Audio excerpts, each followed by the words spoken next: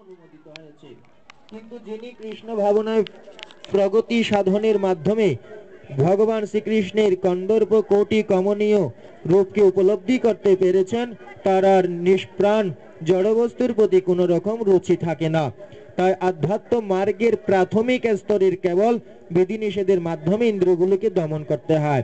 কিন্তু কৃষ্ণ ভাবনা যতক্ষণ রুচি না হয় ততক্ষণ এই বিধিনিষেধের মঙ্গলজনক হয়।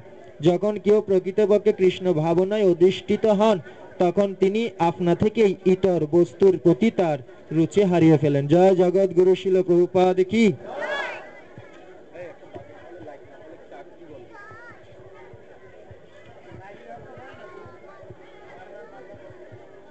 হরে কৃষ্ণ। সবাই একবার জোরে বলবেন হরে কৃষ্ণ। আসলে যে কথা বলে আর যারা কথা শুনে, ইনাদের যদি একজন একজনকে না দেখে ততটা ভালো দেখায় না বা ভালো লাগে না। কারণ ভালো না লাগার কারণ হচ্ছে কে বলছে সেটা যদি না দেখি তাহলে ভালো লাগবে কি করে।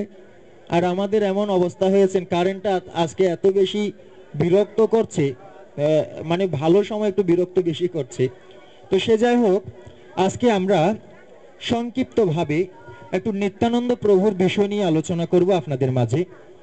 আমরা অনেকে জানি না নিত্যানন্দ প্রভু কিভাবে আবির্ভাব হয়েছেন, আর নিত্যানন্দ প্রভু কিভাবে এই জগৎ থেকে অপ্রকট হয়েছেন আমরা অনেকে জানি না।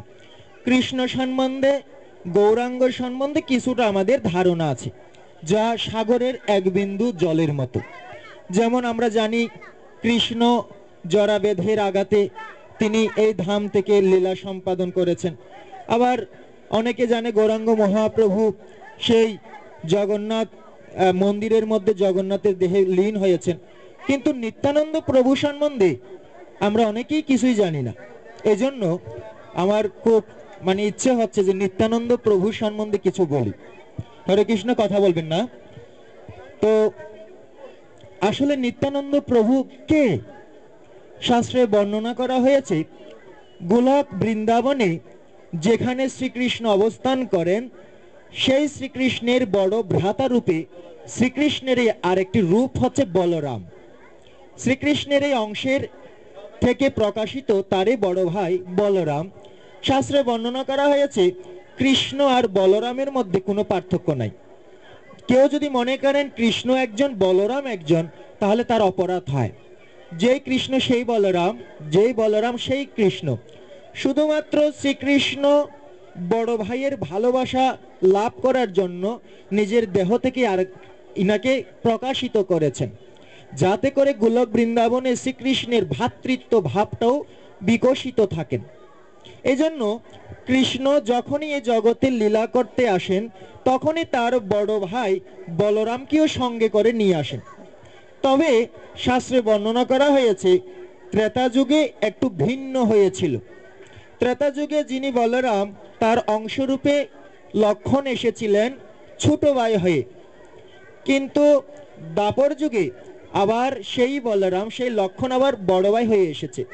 কিভাবে? যখন ভগবান শ্রীকৃষ্ণ এই জগতের মাঝে লীলা করতে আসবেন, তখন শ্রীকৃষ্ণ ভাই বলরামকে ডেকে বললেন যে ভাই, আমি তো পৃথিবীতে যাচ্ছি, তুমি আমার এই একটি রূপ, তোমাকেও তো যেতে হবে, তুমি কি বলো? তখন ভগবান শ্রীকৃষ্ণকে ভাই বলরাম বলেছিল যে কৃষ্ণ, যেহেতু তুমি যাচ্ছ আমিও তো যাব, তবে ত্রেতা যুগের মতো আমাকে যেন ছোট ভাই হয়ে যেতে না হয়। তার কারণ আমি যখন ছোট ভাই হয়ে গিয়েছিলাম, তখন তোমাকে অনেক সময় তোমার কথার অবজ্ঞা করতে না পারার ফলে অনেক সময় আমি তোমার কথা মতো চলতে, তোমাকে অনেক সময় কষ্ট থেকে আমি দূরে রাখতে পারিনি। যেমন তুমি যদি বলো লক্ষণ এটা করো, আমি এর বিরুদ্ধে কোনো আচরণ করতে পারিনি, যেহেতু ছোট ভাই ছিলাম আমি। তাই আমি বর্তমান থাকার সত্ত্বেও তোমাকে অনেক কষ্ট পেতে হয়েছিল। কিন্তু দাপর যুগে যখন তুমি আর আমি যাব, তখন দয়া করে আমি বলরাম স্বয়ং রূপে বড় ভাই রূপে যাব। তার কারণ ছোট ভাইকে যাতে আমি সব সময় রক্ষণাবেক্ষণ করতে পারি, যা আমি ত্রেতা যুগে পারি নাই। এজন্য আমি দাপর যুগে স্বয়ং বলরাম রূপে বড় ভাই হিসেবে যাব।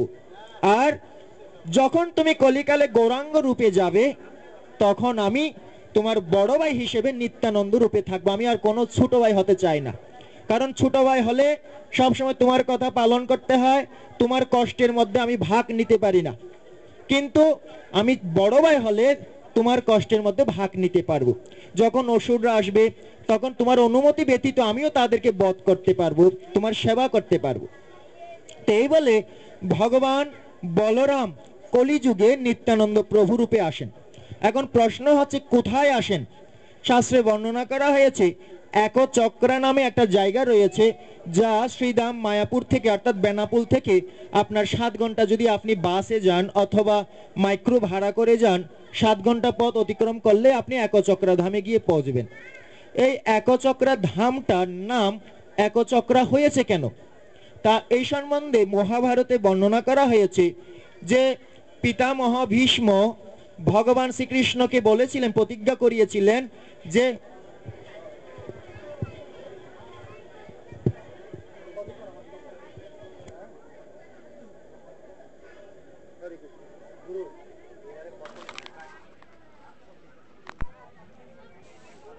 তো একচক্রা ধামে এই যখন পিতামহ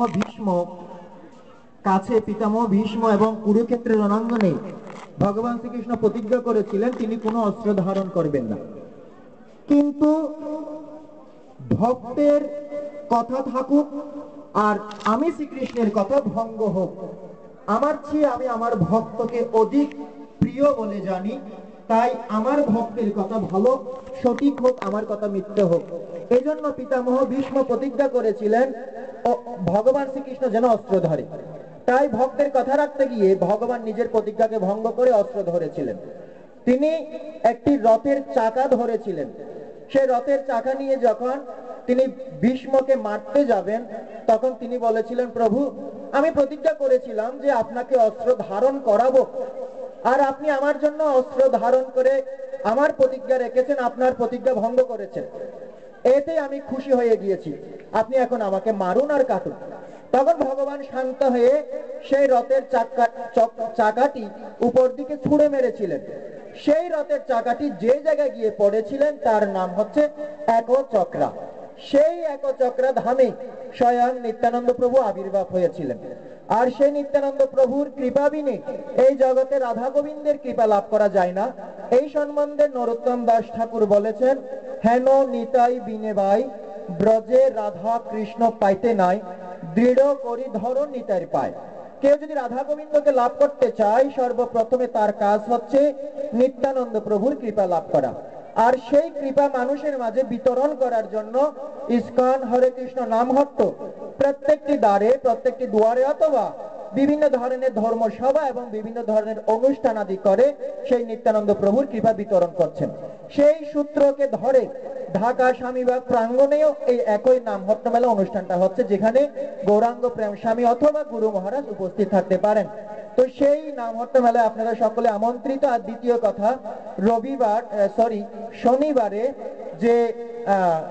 যে র্যালিটা হবে গৌরনীতের বিগ্রহ নিয়ে, সেই র্যালিটা এবারের মতো প্রথম ঢাকা শহরের রাজবুকে রথ নিয়ে গৌরাঙ্গ মহাপ্রভুকে ঘুরাবে, এবারে প্রথম। আমরা আশা করব আপনারা 3 দিন অনুষ্ঠান উপস্থিত থাকবেন, 20, 21, 22 জানুয়ারি শুক্র শনি রবিবার উপস্থিত থাকবেন, এবং এই রথের মধ্যে উপস্থিত থেকে আপনারা গৌরাঙ্গ মহাপ্রভুর পশ্চাতে নগর সংকীর্তনে অংশগ্রহণ করবেন। আবার যদি কখনো সময় পাই তাহলে নিত্যানন্দ প্রভুর বিষয়গুলো নিয়ে আরেকটু বর্ণনা করব। এখানে সমাপ্ত করছি। আপনাদের সকলকে অসংখ্য ধন্যবাদ। পরবর্তী অনুষ্ঠান উপভোগ করুন। হরে কৃষ্ণ।